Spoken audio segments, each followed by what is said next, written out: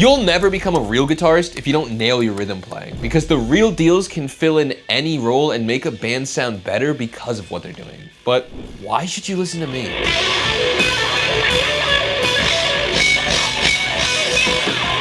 Well, I've played in many bands over the last decade, and I found that the best ones aren't the ones who can shred, but they're the ones with the best rhythm backing everything that they do. So I'm gonna show you how we can nail our rhythm playing immediately following the 3 Gs. And our first G is going to be good timing, because without having good timing, no amount of sauce or making a groove fancy is going to make your rhythm sound good.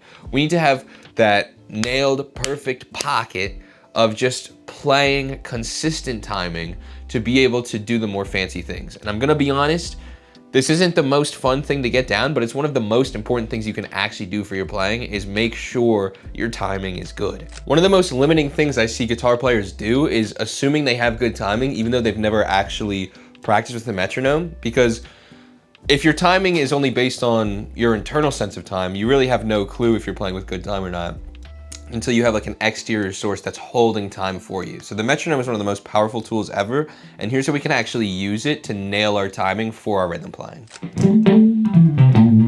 So all I wanna do is get a metronome out and set it to a pretty slow tempo. I have this at 60 BPM right now, and we're going to mute our strings and we're just gonna strum with the metronome, and we wanna make sure we're perfectly locked in. And then the goal is not just play with each click of the metronome, because that's not that hard. Like I would hope that you can get that down pretty quickly, but it's to actually then try and do subdivisions within the groove of the metronome. And a subdivision is just dividing a beat into different amounts of, I guess, beats, or an amount of time into a different amount of beats. So we want to start by playing once for every click, and then twice for every click, and then 3 times for every click. And we're just trying to get comfortable doing all of these different subdivisions with the metronome. So that's gonna look like this, and then I'll have Yinming put which subdivision I'm doing on screen.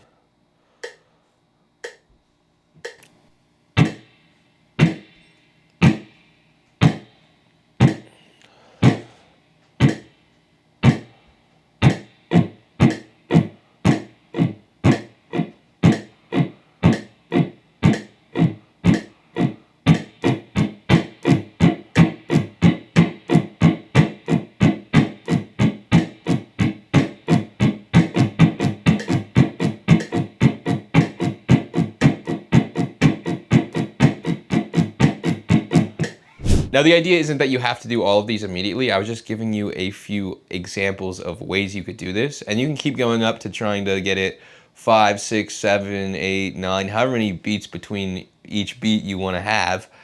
But I think working up, getting 1, 2, 3, and 4 is a really great baseline, being comfortable with them. I mean, that wasn't perfect me doing it right now, but if you sit on each one, say, all right, I'm gonna do 1 with every click, and you just sit there and like, be ridiculous with it. Make sure you're really on that click. And then once you really have it, be like, okay, well, now I'll do 2. And then get comfortable with it. And then now I'll do 3. And then now I'll do 4. And just try and get comfortable doing each of those, because those subdivisions are the roots of actually playing with a groove. Like if you're trying to play like a groove and be like you're not gonna be able to get to that level of like grooving around without these basic abilities of just playing subdivisions on your strings. 1, 2, bang, bang. Which brings us to our second G, which is having a groove. Now, a good groove doesn't come from thinking about your strumming. And I know that sounds crazy because we've spent all of this video up until now locking in strumming at a tempo. But what I mean by that is a good groove isn't gonna come just from subdivisions. Like if you are just playing a chord and you just split it up like you do like 1, 2, 3 and triple it, 1, 2, 3 and triple it. That doesn't immediately groove just because you're strumming. A good groove comes from thinking about what you're doing in a more percussive sense and more kind of like a drummer. Because if you think about your strings, you have these lower strings and these higher strings, right? And when I say that, I'm talking about pitch. Our low strings are low E and our high string, high E. I always refer to it as pitch because it's the only thing that's consistent. So thinking percussively means we can split apart our string sections as different parts of a drum kit. And this gets kind of freaky, but if you think about like a drum groove, like a little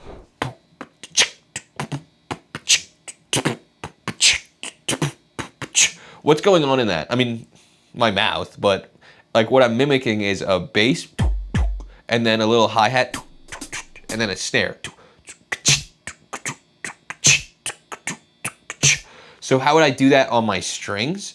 Well, I would think about the low strings as that bass, and then I can do the middle strings kind of as that hi-hat, and then the high strings, give them a little go smack as our, I think I'm clipping the mic a little, give them a little smack as our snare. So it could be like,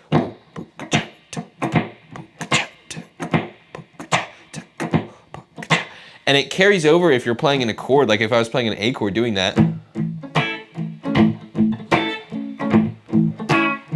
See how much different that sounds than if I'm just strumming it in any kind of way?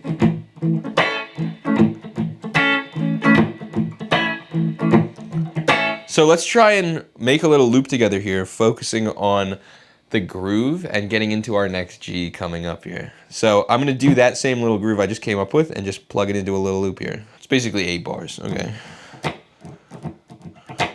1, 2, 3, 4, 2, 2, 3, 4, 4, 2. I skipped 3, 4, 2. And if you've been playing guitar for over a year and you actually play every single day, I have something just for you. A private community for guitar players who are actually trying to get better. And the best part is it's completely free and it's linked right down below. Second link in the description. You just have to apply to join and I will only let you in if, like I said, you've been playing for over a year and you actually play every single day. I'm looking forward to seeing you in there. Ooh, that kind of goes.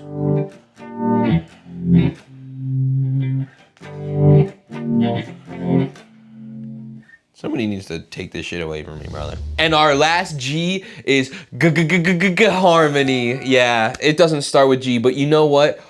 Harmony is a lot of what makes guitar special. And we haven't really talked about it at all yet. We've been talking about making little grooves, right? Ooh, that's a little loud. And doing them on chords, but not really how important it is to have a somewhat of an interesting harmony to make your groove special. And that doesn't mean the chords have to be crazy, but it means you have to use the notes in a way that is a little more unique so that it sounds different. Like you don't want to be,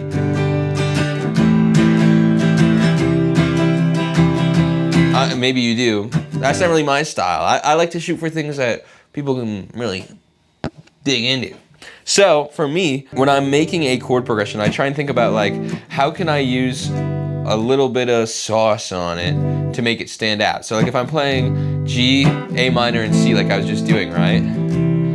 Maybe instead of playing all of these chords exactly like this regularly, on the G chord, I could leave the B and E strings open. Let's try that out, see how that sounds. Okay, that's already a little cooler. Now what if on this A chord I put my pinky on the 3rd fret of the high E? Okay, sheesh. But maybe we want something on the C chord too. Maybe we add a little.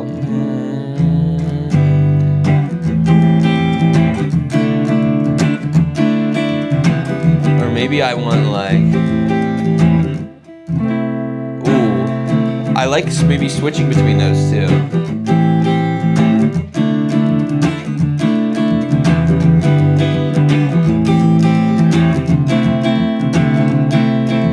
So the question then becomes, how do we make that groove with our little groove from earlier?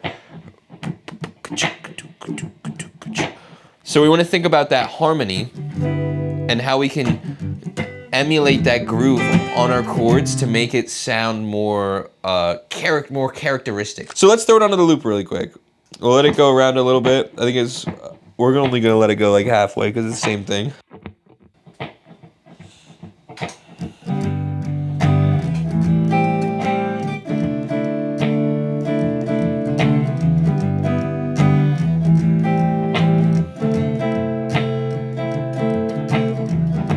So that kind of gives our rhythm some context if we can put harmony over it, but we don't want to just be stuck only with these strumming chords. Even if we have these kind of special patterns, like a really special groove is going to have some kind of riffing inside of it, right? Something that really kind of carries the flow of it. Like if we just listen to this, I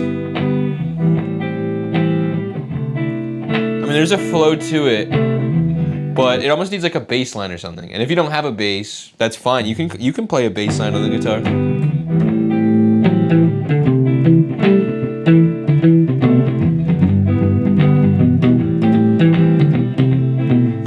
I'm going to, for sake of example, use this octave pedal so I kind of get a bass sound, but this idea is about how we can use a groove to riff around our chords. So if we think about our chords as having 3 notes, the 1, the 3, and the 5 of a scale. So if we're in G major, 1, 3, 5, and then same with A minor, but it's a A minor scale, 1, 3, 5, and then C major, 1, 3, 5. If we can get those for all of our chords, we can focus those notes and use the surrounding notes and try and carry this groove. So we have this sound that's like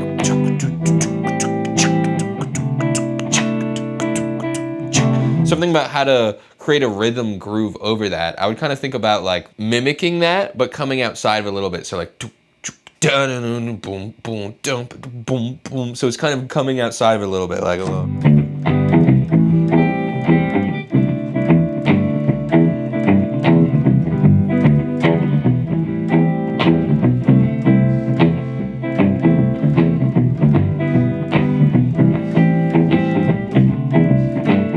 And when you're making any sort of groove or rhythm, you want to use listening as your biggest asset. If you're playing with a band, listen to your band. If you're playing by yourself, listen to yourself. Allow yourself to kind of sit there with what you're playing and kind of vibe on it. Say, where do I want to go with that? So you can kind of hear into what you're trying to achieve. Anyway, 1, 2, bang, bang. And if you really want to apply these ideas all over the fretboard so you can be the best guitarist that your friends know, then check out this video right here to see how we can make it happen. But why should you listen to me?